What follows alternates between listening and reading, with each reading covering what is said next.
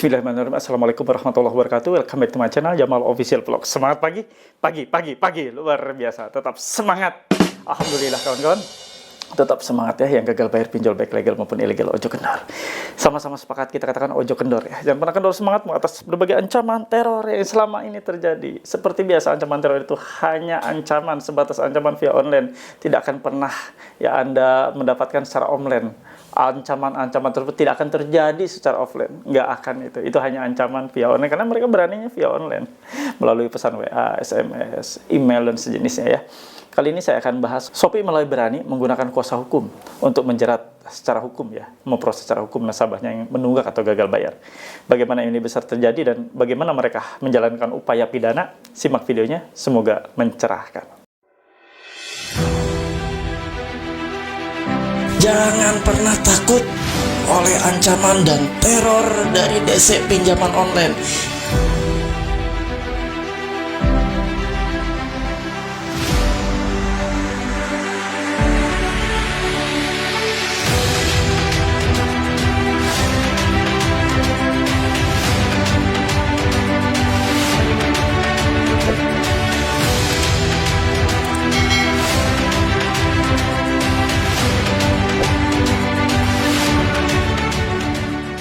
Alhamdulillah teman-teman semua, bertemu kembali dengan channel YouTube ini, channel yang mengubah mindset kalian dari rasa takut menjadi tidak takut. Channel YouTube yang membuat energi positif buat kalian semua yang saat ini resah, galau, takut, khawatir yang berlebihan atas gagal bayar pinjaman online. Dan terima kasih teman-teman semua yang tetap stay tune di channel YouTube ini. Nah, kali ini saya akan bahas terkait masalah Shopee menggunakan kuasa hukumnya. Sudah menggunakan kuasa hukum untuk memproses nasabah yang gagal bayar secara pidana pula. Bagaimana ini bisa terjadi, dan simak video ini sampai tuntas. Dan sebelumnya, seperti biasa saya mengajak kawan-kawan semua yang belum support dan dukung channel YouTube ini, bantu support, bantu dukung dengan cara di subscribe channel Jamal Official Vlog. Lalu diaktifkan tombol merah loncengnya, ditekan tombol merah loncengnya, setelah di like, di share, di komen yang positif tentunya.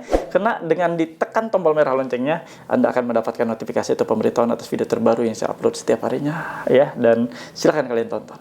Nggak perlu mencari jam berapa tayang, YouTube yang ngasih tahu langsung ya. Nah, kalian juga harus tergabung dalam suatu wadah atau komunitas saya sediakan di grup Facebook Paguyuban Membahas Pinjol. Begini penampakannya, sudah 68.000 tergabung, dan Anda untuk bergabung ada link atau tautannya di kolom deskripsi video ini dan saya sematkan di kolom komentar. Nah, Anda juga bisa join di grup WA PMP. Silakan ya.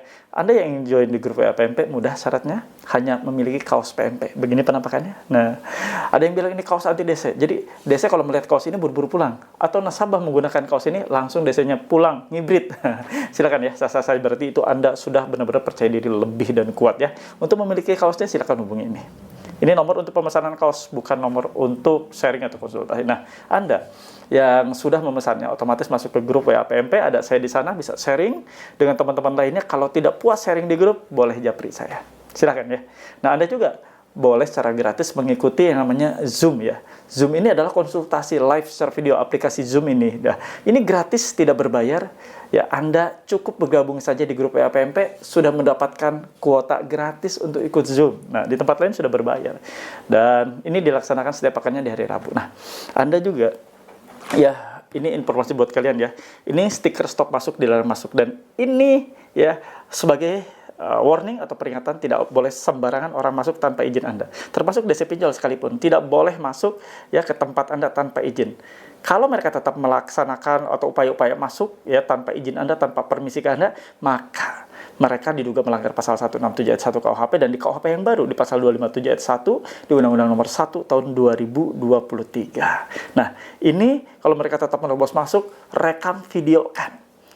Ya, tapi nggak usah diviralkan, rekam videokan sebagai bukti atau alat bukti untuk Anda melapor ke kantor polisi. Nah, DC nggak bisa sekarang sembarangan masuk ya. Untuk memilikinya harus menjadi member WA PMP dulu dan pastikan Anda menghubungi nomor ini.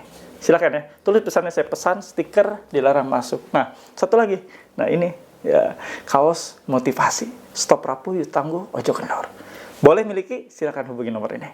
Dan pastikan tulis pesannya, saya pesan kaos motivasi. Nah, sekarang kita lihat nih, Shopee menggunakan kuasa hukum untuk menjerat nasabahnya, untuk memproses nasabahnya secara pidana. Simak videonya, semoga menguatkan. Nah, kawan-kawan, kita lihat nih, Shopee katanya sudah mengerahkan, sudah menggunakan ya kuasa hukum ya. Ada yang pernah sama dapat WA gini, pihak ketiga bakal datang nggak ya? Coba tolong infonya. Galbay di orang lebih dari 4 bulan, daerah Bogor ada yang didatengin nggak ya? Makasih admin. Nah, ini kiriman dari 0857 852 5939 bersama pesan ini kami layangkan surat penagihan kepada Anda untuk dialihkan kepada pihak ketiga dan perbankan. Dengan dibantu lawyer atau kuasa hukum, data akun ini sudah lengkap, segala bentuk konsekuensi sudah tertata dalam syarat dan ketentuan yang berlaku pada saat mendaftar aplikasi. Jika tidak ada itikat baik dalam penyelesaian sampai dengan 22 Juni ini, pesan ini kami anggap sah untuk dilakukan penagihan kepada pihak ketiga perbankan hingga meminta bantuan kepada sanak keluarga. Catatan, untuk alamat yang terdaftar apabila ditemukan pemalsuan data peminjam akan ditindak sesuai dengan pasal 378 KUHP. Ya. Dengan pasal 378 KUHP, kalau katanya datanya tidak sesuai, kan ngaco, nyeleneh. 378 itu pasal penipuan ya. Ya sudah ya kawan-kawan. Begini, Anda mendapati pesan seperti ini kan pesan-pesan yang setiap saat selalu dikirimkan oleh para penagih. Termasuk Anda yang saat ini gagal bayar di Shopee. Dia mendapati hal seperti ini ya. Dan Anda tidak usah takut. Nah, ini saya akan bacakan yang tadi ada yang belum saya perlihatkan ke kalian ya. Nah, satu lagi nih. Dia mengirimkan surat, nah ini nih, surat tugas kunjungan. Nah, dengan surat ini saya sampaikan bahwa ada kunjungan penagihan untuk penjemputan dana pelunasan sesuai dengan nominal yang tertera di aplikasi ya.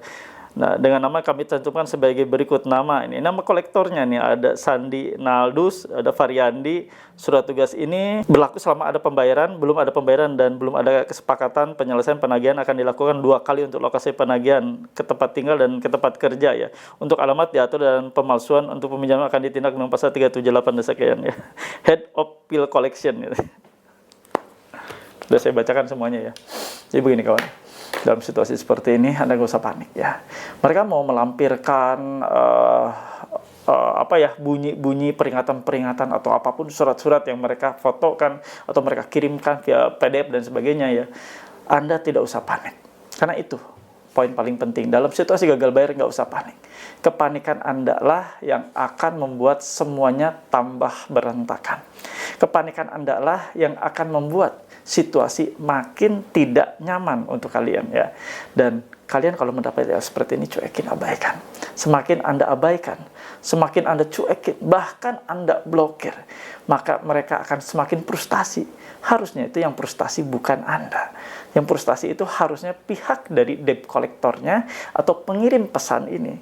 Karena dengan dicuekin, apalagi diblokir, artinya mereka ada dalam situasi yang bingung, bimbang, tidak menentu alias ngambang. Jadi nagih ke Anda tidak bisa, dicecar oleh bosnya agar tetap terus menagih ke Anda, sementara nomornya telah diblokir, kebayang nggak stresnya? Jadi stres itu sebenarnya hak milik mereka. Stres itu milik mereka, bukan milik Anda, bukan milik nasabah. Stres itu milik mereka para penagih.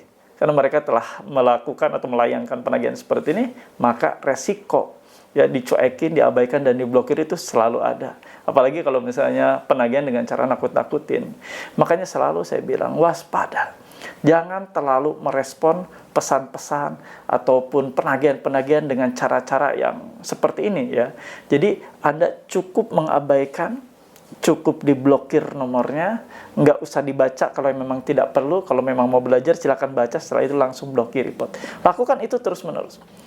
Karena dengan Anda tidak merespon, mereka juga akan lambat laun menghentikan cara-cara menagih kalian. Tapi kalau Anda merespon, apalagi Anda membalasnya, oh maaf, saya belum ada dana, sudah. Jadi celah buat mereka untuk terus-menerus menagih. Karena mereka berharap ada respon dari setiap pesan yang mereka sampaikan. Dan dengan Anda merespon atau membalas apalagi, berarti sudah cukup kuat bagi mereka untuk terus-menerus mencecar Anda. Untuk mengalihkan nomor Anda ke pihak lain atau ke DC lainnya agar meneruskan penagihan. Seperti itu, banyak kok kawan-kawan yang sudah berapa bulan ya, 3 bulan, 4 bulan, 5 bulan setelah mereka mengabaikan, cuekin. Semua penagihan-penagihan itu reda dengan sendirinya kawan. Semua penagihan-penagihan itu reda ya, otomatis reda. Karena mereka menganggap nomor yang memblokir atau nomor yang mengabaikan, nomor yang cuek, tidak merespon, Buat apa juga? Sama halnya kalau Anda dihubungi atau Anda menghubungi seseorang, Anda menghubungi seseorang, lalu Anda mengirim pesan WA, dan pesannya hanya dibaca saja centang biru 2. Kira-kira berkali-kali Anda melakukan pesan atau mengirim pesan, apakah Anda ada rasa jenuh atau rasa malas, bahkan sudah nggak mau lagi ngubungin? Sama, itu juga dialami oleh para DC pinjol ini, dan itu harus Anda lakukan terus-menerus. Perkara mereka akan melanjutkan bahwa perkara ini nanti akan dibawa ke ranah hukum, bahwa mereka ke pihak lawyer sudah menyerahkan dan melimpahkan. Dari dulu itu bahasanya, diserahkan, dilimpahkan ke pihak lawyer. Ingat, berperkara itu bukanlah hal yang mudah dan murah. Berperkara ya, apalagi ini perdata ya, mereka berarti harus mengeluarkan sejumlah dana untuk mendaftarkan gugatan, membayar biaya atau perkara-perkara pada saat berjalan ini dibayar, ada beberapa biaya dan sebagainya. Ya, termasuk pidana. Kalau pidana ya nggak mungkin lah. Ya, pidana sangat tidak mungkin kalau Anda diseret kasus pidana hanya karena tidak bayar utang pinjolnya. Paham ya? Jadi nggak usah terlalu repot dengan ketakutan-ketakutan yang berlebih. Karena ketakutan itu sebenarnya hanya ada dalam diri kalian.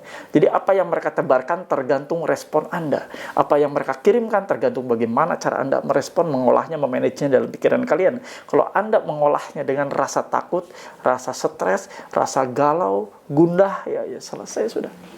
Malah tambah berantakan. Dan akhirnya mereka yang menang. Mereka sengaja berharap setiap bentuk ancaman teror yang mereka kirimkan akan mendapat respon menakutkan bagi Anda. Itu tujuan utama mereka. Itu saja yang saya bawakan. Semoga bermanfaat buat kalian semua, dan seperti biasa, sebelum saya tutup video ini, saya mohon feedback terbaik dari kalian semua. Tulis dan ketik di kolom komentar. Saya paham, saya mengerti, saya tidak takut.